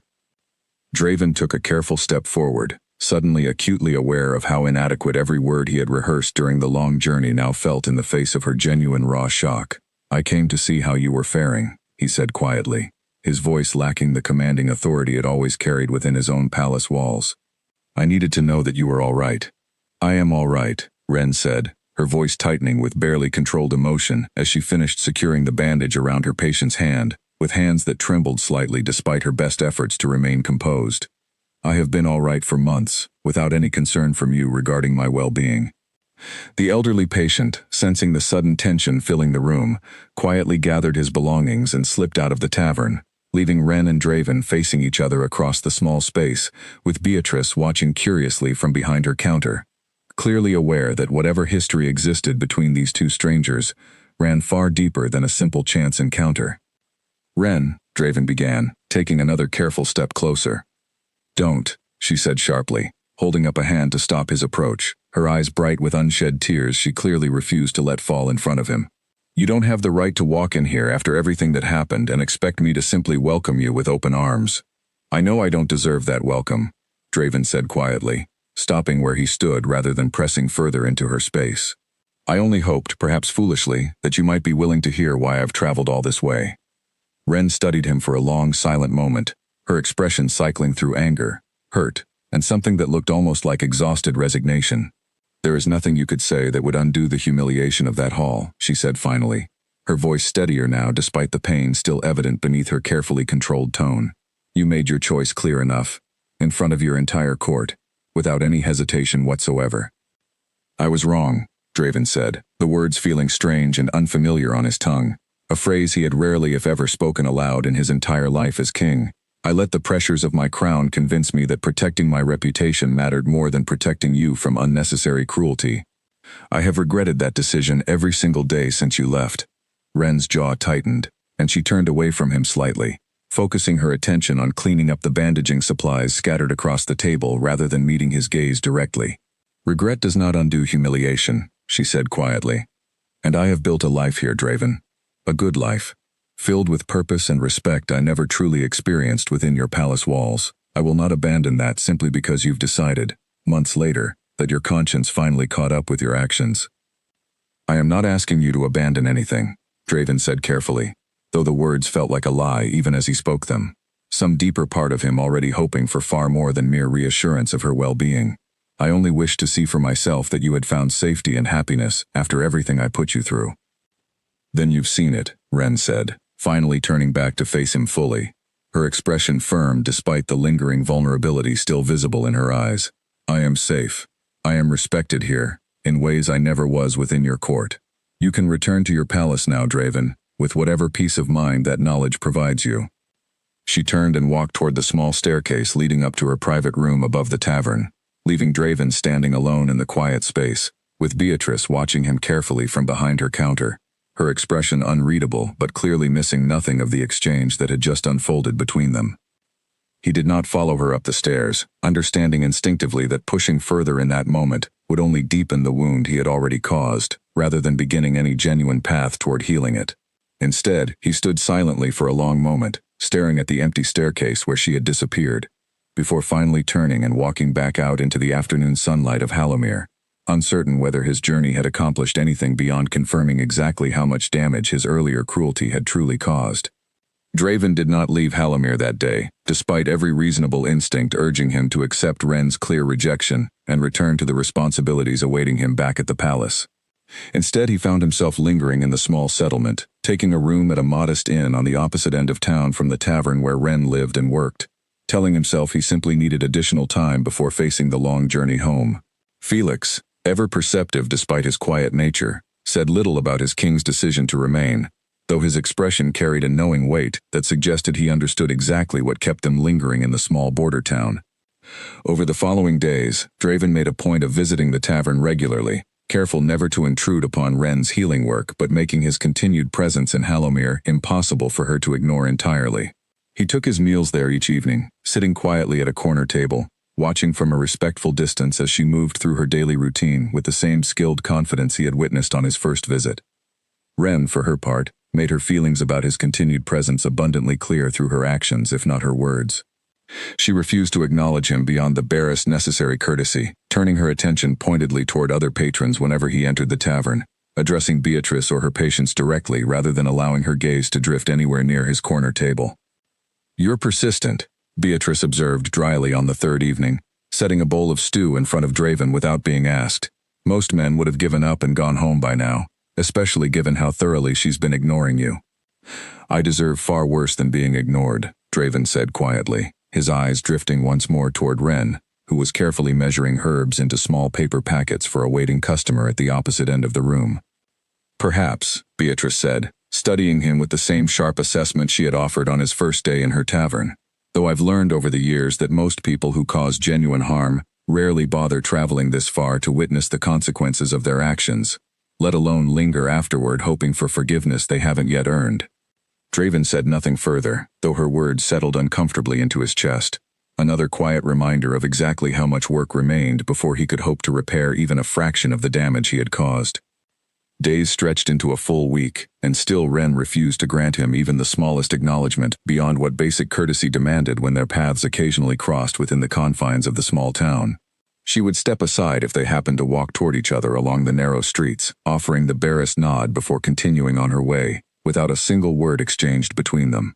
She would serve his table at the tavern when Beatrice was occupied elsewhere, delivering his meal with brisk efficiency and immediately turning away before he could attempt any conversation. The persistent rejection wore on Draven in ways he had not fully anticipated when he first decided to remain in Hallowmere. As king, he had grown accustomed to commanding immediate attention and respect from everyone around him, his mere presence typically enough to shape the behavior and reactions of those in his court. Ren's steadfast refusal to grant him even basic acknowledgement forced him to confront, perhaps for the first time in his adult life, a situation entirely beyond his control, one that no amount of authority or command could resolve. "Perhaps she is right to refuse you," Felix observed carefully one evening, as they shared a quiet meal at their inn. "Perhaps some wounds require more than simple presence and patience to heal." "I know that," Draven said, frustration evident in his voice despite his efforts to remain calm. "I am not seeking to force her forgiveness, Felix.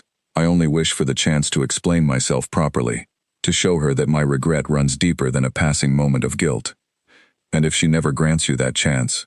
Felix asked quietly. "What then, my king?" Draven had no immediate answer to offer, staring instead at his half-finished meal with a troubled expression that revealed far more uncertainty than he typically allowed himself to display in front of anyone, even his most trusted guard. News from the palace arrived nearly 2 weeks into his extended stay, carried by a messenger Edmund had dispatched to update his king on the state of affairs back home. The report proved troubling, detailing increased hostility along the southern border where the rival Ashgrove pack, led by the ambitious King Gabriel Hale, had begun openly challenging Blackthorn's territorial boundaries, emboldened by rumors of their king's mysterious and prolonged absence from palace affairs. "Lord Voss urges your immediate return, my king," the messenger reported, his expression carefully neutral despite the obvious tension underlying his words. "King Hale's forces have grown increasingly aggressive in recent days, testing our defenses in ways that suggest deliberate provocation rather than simple opportunistic skirmishing." Draven read through Edmund's detailed written report late into the night, his stomach tightening with each troubling detail describing Gabriel Hale's escalating aggression. He had known, distantly, that his continued absence carried political risk, but witnessing the concrete consequences laid out clearly before him forced a difficult reckoning between his personal desire to remain in Hallowmere and his fundamental responsibility to protect the kingdom he had sworn to rule. He found himself standing outside the tavern the following morning, earlier than his usual visits, watching through the window as Ren prepared her herbal remedies for the day ahead, her movements practiced and efficient in the quiet morning light. He knew he needed to return to the palace, needed to address the growing threat along his borders before it escalated into something far more dangerous than isolated skirmishes. But leaving now, with everything still unresolved between them, felt like abandoning something he had only just begun to understand, mattered more deeply to him than he had ever allowed himself to acknowledge. He entered the tavern quietly, finding Ren alone at this early hour, Beatrice apparently still occupied with morning deliveries elsewhere in town. Ren glanced up briefly at the sound of the door, her expression immediately guarded upon recognizing him, though something in his troubled demeanor this particular morning seemed to give her pause. "I received word from my palace," Draven said quietly, without preamble. "Circumstances require my return, sooner than I had originally intended." Ren said nothing, continuing to measure herbs into small containers with careful precision, though her hands moved slightly slower than usual, as if some part of her was listening more closely than she wished to admit. "I do not wish to leave things as they currently stand between us," he continued, taking a careful step further into the room. "I know I have not earned your forgiveness, Ren, and I do not expect it simply because I traveled here, or because I've spent this past week attempting, clumsily, to demonstrate genuine regret. But I needed you to know, before circumstances forced my departure, that leaving you behind at the palace was the single greatest mistake of my entire reign, and I will carry that regret, regardless of whatever happens between us going forward. Ren finally set down the small container she had been holding, turning to face him fully for the first time since his arrival in Halomir over a week earlier. Her expression remained carefully guarded, though something beneath the surface had shifted slightly, some crack forming in the wall she had so carefully maintained against him. "Why does it matter to you so much?" she asked quietly, genuine confusion evident beneath her guarded tone. "You are a king, Draven. You could have any Omega in your kingdom, any noble alliance to strengthen your reign. Why does my forgiveness matter enough for you to abandon your responsibilities and travel this far to seek it?" Draven considered the question carefully, understanding that his answer, whatever he chose to say, would likely shape whatever remained of their relationship going forward. "Because you were the first person in my entire reign who ever looked at me as simply a man, rather than as a king to fear or a crown to serve," he said finally, his voice quiet but steady. "I did not realize how much I valued that until I destroyed it so carelessly in pursuit of protecting an image I am no longer certain was ever worth protecting at such a devastating cost." Ren studied him for a long, silent moment, her expression unreadable, though her eyes carried a depth of complicated emotion that suggested his words had genuinely reached her, even if she was not yet ready to fully accept them. "I need time," she said finally, her voice barely above a whisper. "I cannot simply forgive months of hurt because you've spoken beautiful words during one quiet morning conversation. Trust is not rebuilt so easily, Draven, especially not trust broken as publicly and deliberately as ours was." "I understand," Draven said, and for the first time since arriving in Halomir, genuine hope flickered quietly behind his careful composure. "I am not asking for immediate forgiveness. I am only asking that you know the truth of my regret, and that perhaps, someday, there might be room for something more between us than the pain I caused." Ren said nothing further, though she did not turn away from him this time, her gaze remaining steady on his face as an uncertain, fragile understanding settled quietly between them. Neither resolution nor rejection, but perhaps something resembling the barest beginning of a path forward. Draven departed Halomir later that same day, the weight of his kingdom's growing troubles finally pulling him back toward his responsibilities as king. But as he rode away from the small border settlement alongside Felix, he carried with him a fragile thread of hope he had not possessed upon his arrival, uncertain whether it would be enough to eventually mend what his own cruelty had broken, but grateful, at least, that Ren no longer looked at him with the same cold, unreachable distance she had shown during his very first day back in her presence. The ride back to the Blackthorn Palace felt longer than the journey toward Halomir had, each mile pulling Draven further from the fragile understanding he had only just begun to build with Ren, and closer toward the mounting crisis awaiting his return. Edmund met him at the palace gates the moment his party arrived, his expression tight with barely contained urgency. "King Hale's forces attacked a border outpost 2 days ago," Edmund reported as they walked briskly through the corridors toward the War Council chamber. "6 of our soldiers wounded, 1 killed. He claims it was a border dispute over disputed farmland, but the timing suggests otherwise. He is testing whether I remain capable of responding decisively," Draven said, his exhaustion from the journey giving way to the familiar cold focus he had spent years cultivating as king. "He believes my absence signals weakness." "Does it?" Edmund asked carefully, studying his king's face for any lingering trace of the distracted melancholy that had plagued him for weeks before his departure. Draven considered the question seriously before answering. "No," he said finally. "If anything, I return with clearer purpose than I have possessed in a very long time. I understand now what I am fighting to protect, Edmund, beyond simply my own reputation or authority." The War Council convened within the hour, generals and advisors gathering around the long table to discuss appropriate response to Gabriel Hale's provocation. Draven listened carefully to each proposal, weighing military options against diplomatic possibilities, his mind sharper and more focused than it had been in the weeks leading up to his journey. He ordered reinforcements sent to the contested border immediately, alongside a formal diplomatic message demanding explanation for the unprovoked attack, a measured response that satisfied his generals while avoiding immediate escalation into full conflict. But even as he managed the growing crisis with renewed competence, whispers began circulating through the court regarding the true nature of his recent absence. Rosalind Thorne, whose network of informants extended further than most nobles realized, had received word from a merchant contact who had witnessed the king's extended presence in Halomir, recognizing him despite his attempt at anonymous travel. He was seen in a border tavern, Rosalind reported to her closest allies during a private gathering that same week, satisfaction and vindication mingling in her voice. The same tavern where the dismissed Kitchen Omega now works as a healer. He remained there for nearly 2 weeks, according to my source, visiting her establishment daily. The information spread through the court with predictable speed, twisting and growing more scandalous with each retelling. By the time it reached the ears of the broader nobility, the story had transformed from a king quietly checking on someone he had wronged into wild speculation about secret meetings, forbidden affections, and a king who had supposedly abandoned his kingdom's defense in pursuit of an unsuitable Omega attachment. Edmund brought the matter to Draven's attention with obvious reluctance. The court knows, my king. Or at least, they believe they know a version of events that grows more scandalous with every retelling. Draven absorbed this information with surprising calm, none of the panic or defensive anger that had characterized his response to similar rumors months earlier. Let them talk, he said simply. My king, this is precisely the kind of perception Rosalind warned could weaken your standing. Edmund pressed carefully. Rival packs already sense opportunity in your recent distraction. Confirmation that you traveled specifically to see a dismissed Omega servant will only embolden them further.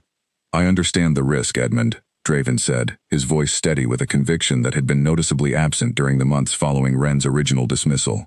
But I have spent 7 years ruling through fear and absolute control, convincing myself that any perceived weakness would inevitably invite disaster. I am no longer certain that philosophy served me, or this kingdom, as well as I once believed. He called for a formal court gathering 3 days later. The same great hall where he had once so coldly dismissed Ren, now filled once again with curious, whispering nobles eager to learn the truth behind the rumors that had consumed court conversation for the better part of a week. Rosalind stood near the front of the assembled crowd, her expression carrying poorly concealed anticipation, clearly expecting vindication for the concerns she had raised months earlier. Draven rose from his throne, and the hall fell silent with practiced immediacy, every noble dropping into their expected bow. But this time, when he spoke, his words carried none of the cold, calculated authority that had characterized his previous address regarding Ren. Months ago, in this very hall, I made a decision I have come to deeply regret, he said, his voice carrying clearly across the silent chamber.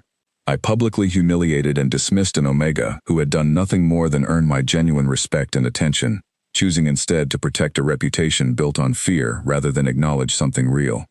Murmurs rippled through the assembled crowd, nobles exchanging startled glances at the unprecedented admission from their king. Rosalind's expression shifted from anticipated vindication toward growing alarm as she realized the direction his address was taking. I traveled to see her, Draven continued, because I needed to understand the consequences of my cruelty, and because I could no longer ignore what my own conscience demanded of me. I will not apologize for that journey, regardless of whatever rumors have circulated in my absence. My king, Rosalind interjected, unable to contain herself despite the obvious breach of protocol involved in interrupting a royal address. Surely you understand the danger such an admission poses. Rival packs already question your strength. Confirming attachment to a dismissed Omega servant only invites further. Enough, Draven said, his voice hardening with the first trace of his familiar commanding authority, though directed now toward silencing criticism rather than punishing vulnerability. I have ruled this kingdom for 7 years, believing that strength meant never bending, never admitting fault, never allowing anyone to see weakness of any kind. I built an entire reign upon that belief, and in doing so, I nearly destroyed something genuinely valuable, through nothing more than misguided pride. The hall remained utterly silent now, every noble watching with rapt, stunned attention, as their king continued speaking with a vulnerability none of them had ever witnessed from him before. True strength, Draven continued, requires the courage to acknowledge mistakes, and the humility to attempt correcting them, regardless of how such correction might appear to those watching. I do not know whether the Omega I wronged will ever forgive me fully. I do not know whether pursuing that forgiveness will cost me politically in ways I cannot yet fully anticipate. But I know that continuing to rule through fear alone, while ignoring genuine regret in pursuit of maintaining appearances, is no longer a path I am willing to follow. He paused, his gaze sweeping across the assembled court with quiet, unwavering conviction. Rival packs test our borders because they perceive weakness in my recent distraction. Let me be clear to everyone in this hall, and to anyone who carries word of this gathering beyond these walls. My focus on defending this kingdom has not wavered, nor will it waver, regardless of whatever personal matters I choose to pursue in my private life. But I will no longer allow fear of appearing weak to dictate whether I acknowledge when I have caused genuine harm to someone who deserved far better treatment than I offered her. The silence that followed his declaration stretched long and heavy, nobles exchanging uncertain glances, clearly unsure how to process a king who had just publicly admitted vulnerability without any of the expected consequences of humiliation or diminished authority typically associated with such admissions. Rosalind stood frozen near the front of the crowd, her carefully constructed narrative of a weakened, distracted king unraveling before her eyes, as Draven's genuine conviction filled the hall with an authority that felt, somehow, even more commanding than his previous reliance on fear alone. Edmund, standing near the throne, allowed himself a small, quiet expression of something close to pride, watching his king navigate a moment of genuine vulnerability, with a strength that felt entirely authentic rather than performed. Word of the king's unprecedented address spread quickly beyond the palace walls, carried by merchants and travelers to every corner of the Blackthorn territory and beyond. Some interpreted the story exactly as Rosalind had hoped, whispering about a king weakened by obsession with an unsuitable Omega. But many others, particularly among common folk who had long resented the rigid hierarchies separating alphas and omegas throughout the kingdom, spoke of the story with something closer to admiration, a powerful king humbling himself enough to admit fault publicly, choosing genuine accountability over the comfortable protection of unwavering pride. The story eventually reached Halomir as well, carried by traveling merchants discussing the surprising royal gathering that had taken place in the Blackthorn court. Ren heard the account secondhand from Charlotte, who had gathered the details from a trader passing through the settlement, and she found herself sitting quietly by her small window that evening, turning the unexpected news over carefully in her mind. She had expected, if anything, that Draven's return to his palace duties would quietly bury whatever fragile understanding had begun forming between them during his time in Halomir, that political pressures would ultimately convince him the risk of pursuing genuine reconciliation with a dismissed Omega servant was not worth whatever personal regret he carried. Instead, he had chosen the opposite path entirely, publicly acknowledging his fault before the very court whose judgment he had once feared more than anything else. She did not yet know whether this new development changed anything fundamental about her own guarded feelings toward him, whether genuine trust could ever be fully rebuilt after such a public and painful betrayal. But as she sat by her window watching the stars emerge over Halomir's quiet rooftops, she found herself, for the first time since his departure, genuinely wondering what might come next, rather than simply hoping the entire painful chapter of her life, connected to King Draven Ashcombe, would quietly fade away and leave her undisturbed within the peaceful independence she had worked so hard to build. Gabriel Hale received word of the Blackthorn King's public admission with undisguised satisfaction, gathering his own advisors within the stone halls of the Ashgrove Pack to discuss the unexpected opportunity such vulnerability presented. Gabriel had spent years watching Draven Ashcombe rule, with seemingly unshakable authority, resenting the way neighboring packs deferred to Blackthorn's strength, while his own ambitions remained constrained by the delicate balance of power between the territories. He has shown the entire kingdom his weakness, Gabriel said, pacing before his war council with barely contained excitement. A king distracted by an Omega, admitting fault publicly rather than maintaining the fear that has protected his borders for 7 years. This is the opportunity we have been waiting for. His second-in-command, a sharp and ruthless alpha named Victor Ravensworth, studied the map spread across the council table with careful calculation. The border settlement of Halomir sits in neutral territory, technically unclaimed by any pack. If we move to claim it under the pretense of establishing order in an unstable region, Blackthorn cannot easily justify direct military intervention without appearing to violate the neutral status other packs have long respected. And conveniently, Gabriel added with a cruel smile, this is precisely the settlement where our distracted king's Omega attachment currently resides. If Draven Ashcombe truly cares for this woman as the rumors suggest, claiming Halomir accomplishes 2 goals simultaneously. We expand our territory into valuable neutral land, and we force our rival king into an impossible choice between defending a small settlement with no formal alliance to his kingdom, or abandoning the very person whose forgiveness he apparently traveled so far to seek. Victor nodded slowly, appreciating the strategic elegance of the plan. If he intervenes to protect Halomir, he confirms every suspicion the court already holds regarding his compromised judgment, potentially fracturing the loyalty of nobles like Rosalind Thorne, who already question his fitness to rule. If he does not intervene, he loses whatever fragile trust he has been attempting to rebuild with this Omega, and likely alienates the common folk who have apparently begun admiring his recent honesty. Precisely, Gabriel said, satisfaction evident in his voice.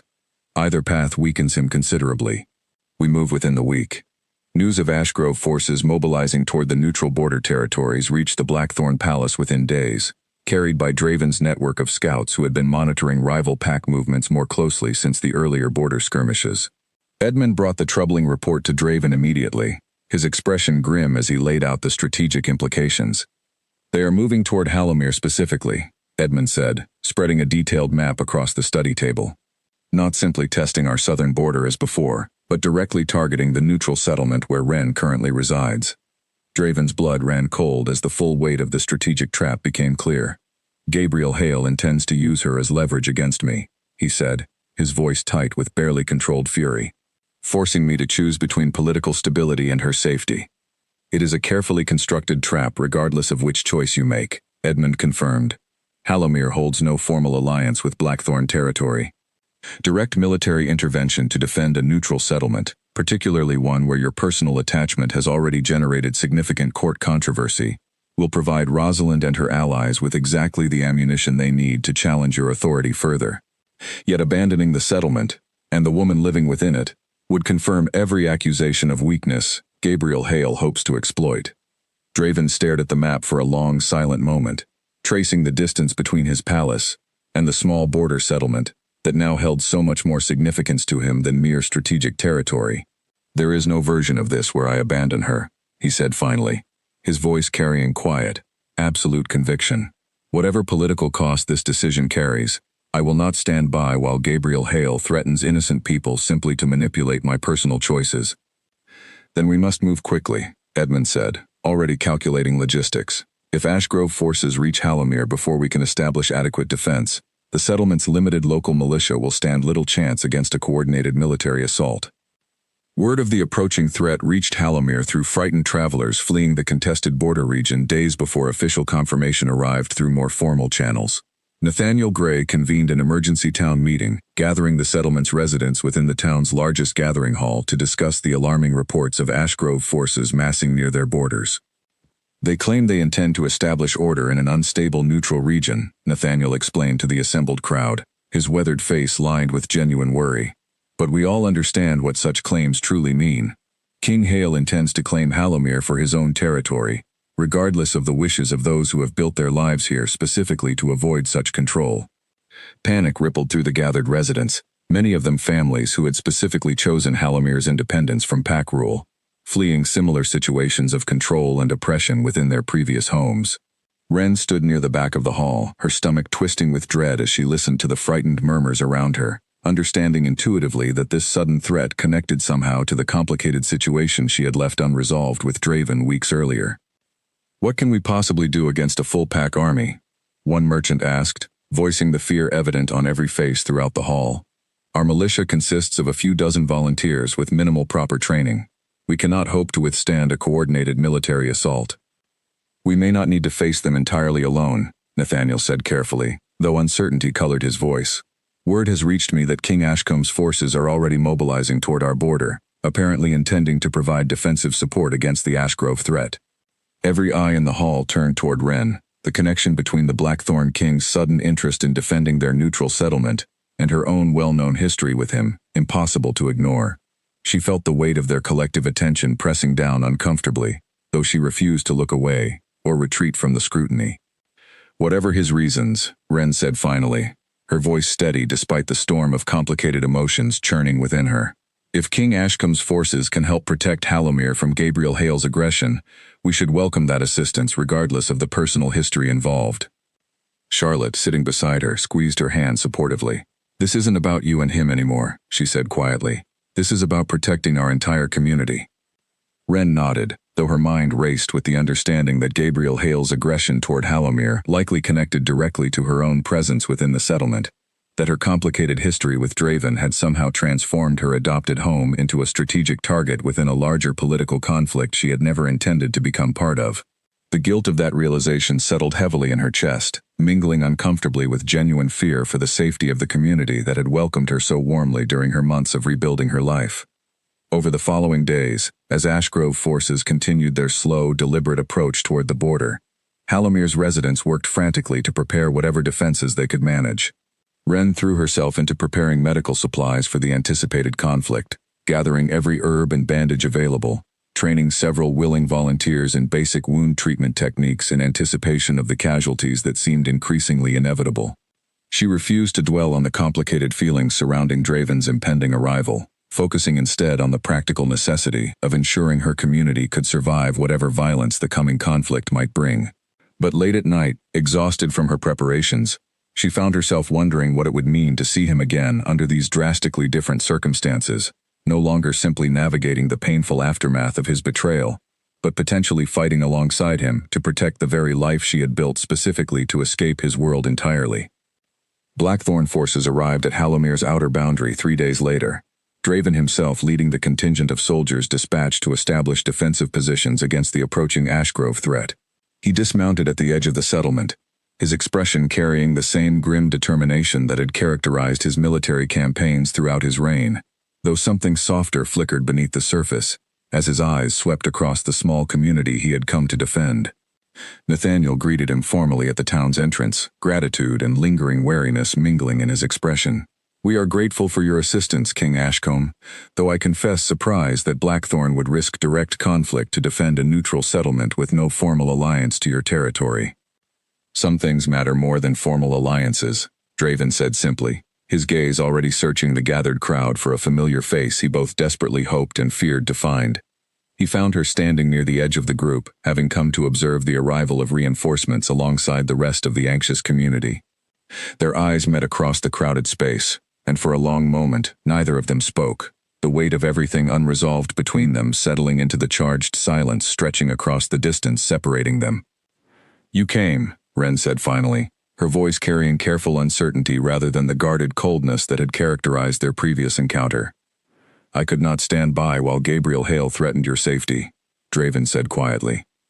"Regardless of whatever political cost this decision carries, or whatever it might mean for us personally." Ren studied him for a long moment, understanding settling slowly into her expression, as the true weight of his choice became clear. He had chosen to risk his political standing, his carefully rebuilt authority within his own court, potentially even his life, to defend a community that held no strategic value to his kingdom, beyond her own presence within it. "Then we had best prepare properly," she said finally, her voice steadying with renewed practical focus, even as something complicated softened behind her eyes. "Because if Gabriel Hale intends to use this settlement to send you a message, we should make certain he understands exactly how costly that message will prove for him." Draven allowed himself the smallest flicker of hope at her words, understanding that whatever remained unresolved between them, she had at least stopped viewing his presence as an unwelcome intrusion, choosing instead to stand alongside him in the face of the mounting threat that neither of them had asked for, but that both of them now understood they would need to face together if Halomir, and everyone within it, hoped to survive what was coming. The Ashgrove forces arrived at dawn 3 days later, their numbers far greater than Halomir's modest militia could have hoped to withstand alone. Draven had spent the intervening days coordinating defensive positions with his Blackthorn soldiers alongside the settlement's volunteer fighters, working late into each night alongside Nathaniel and Felix to establish barricades and defensive lines that might slow the coming assault long enough to prevent total devastation.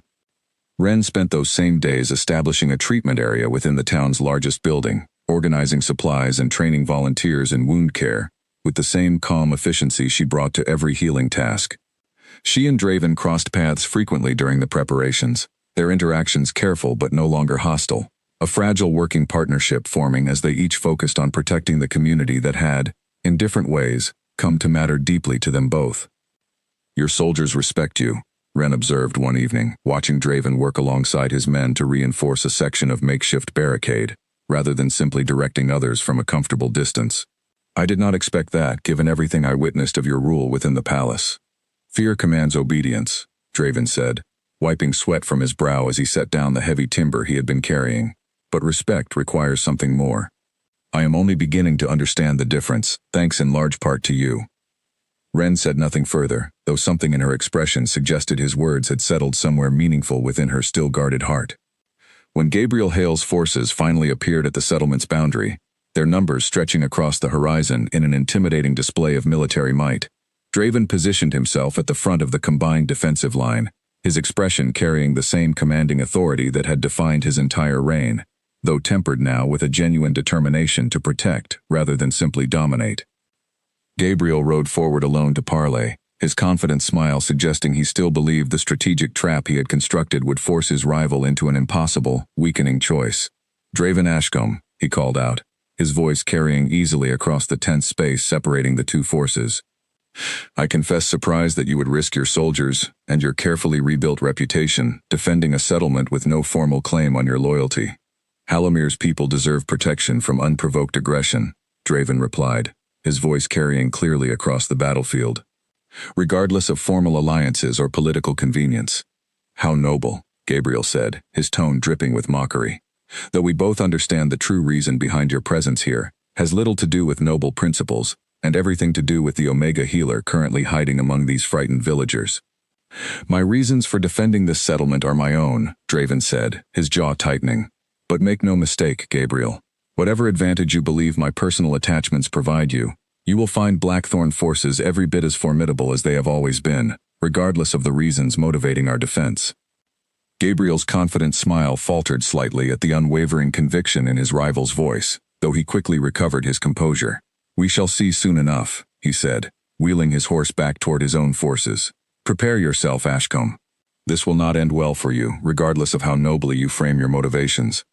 The battle that followed unfolded with brutal intensity, Ashgrove forces pressing hard against Halamir's defensive lines, while Draven's soldiers, bolstered by the settlement's determined militia, fought desperately to hold their ground.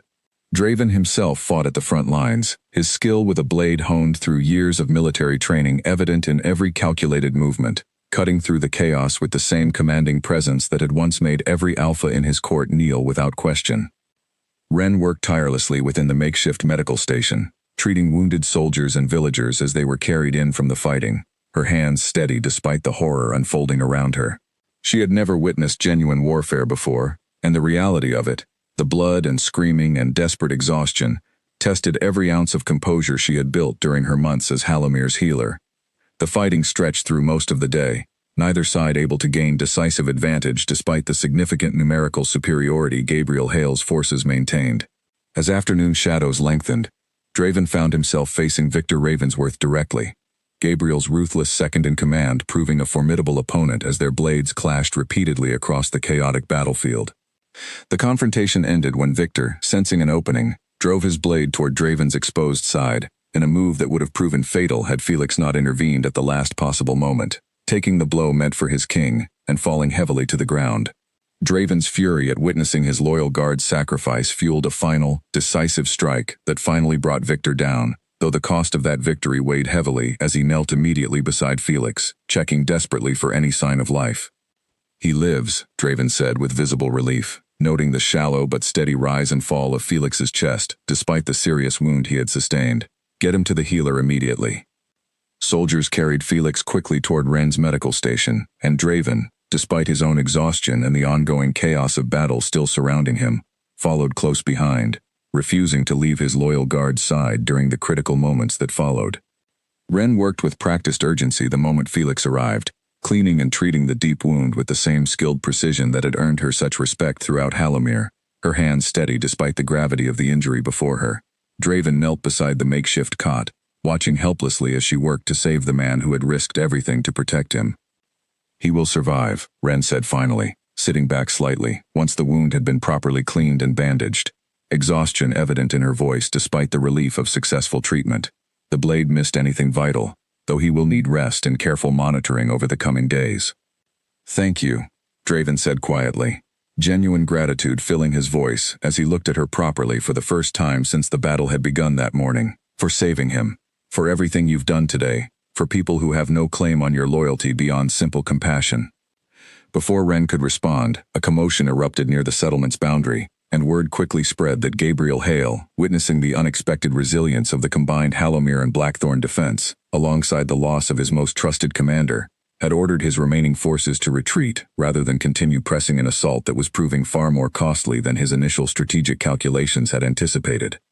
The battle ended as suddenly as it had begun, Ashgrove forces withdrawing across the horizon as exhausted defenders slowly absorbed the reality of their unexpected victory. Cheers rose weakly from the surviving militia and villagers, relief and grief mingling as the true cost of the day's fighting became clear amid the wounded, and, tragically, several who had not survived the battle's brutal intensity. Draven remained kneeling beside Felix's cot long after the immediate danger had passed, the adrenaline of battle slowly fading into exhausted awareness of everything the day had cost, both in lives lost and in the fragile understanding he had risked everything to protect. He looked up finally to find Ren watching him, her expression carrying none of the guarded distance that had characterized their interactions since his arrival in Halomir weeks earlier. "You could have refused to come," she said quietly, kneeling down across from him beside Felix's resting form.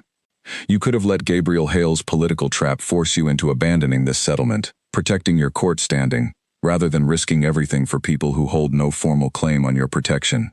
"I could not do that," Draven said simply, his voice carrying quiet exhaustion alongside unwavering conviction. "Not when it meant abandoning you, or the community you've built here, simply to preserve my own political standing. I have spent my entire reign believing that strength meant never yielding, never showing vulnerability, never allowing anyone to see anything less than absolute command. I understand now how wrong that belief truly was." Ren studied him carefully, the weight of everything they had endured together over these past weeks settling into a quiet, fragile space between them. "I have watched you today," she said slowly, "fighting not for glory or conquest, but genuinely to protect people who owe you nothing. I have watched you kneel here beside your guard, grieving his injury as though he were family rather than simply a soldier serving your command." "He is family," Draven said quietly, "as much as anyone within my palace walls has ever been." Ren's expression softened further, something that had remained carefully guarded since his original cruelty finally beginning to release its tight hold on her heart. "I do not know if I can fully forgive what happened in that throne room," she said honestly. "The humiliation, the public dismissal, the pain of believing I meant nothing to you, beyond a passing curiosity you needed to eliminate for the sake of appearances. I do not expect complete forgiveness," Draven said, meeting her gaze steadily despite his exhaustion. "I only hoped, by coming here, by fighting alongside you today, to show you that whatever I once was, whatever cruel decisions I made in service of protecting a reputation I no longer believe was worth such cost, I am willing to become someone entirely different if it means earning back even a fraction of your trust." The battlefield around them slowly quieted as evening settled over Halomir, survivors tending to their wounded and beginning the difficult process of processing everything the day had cost them.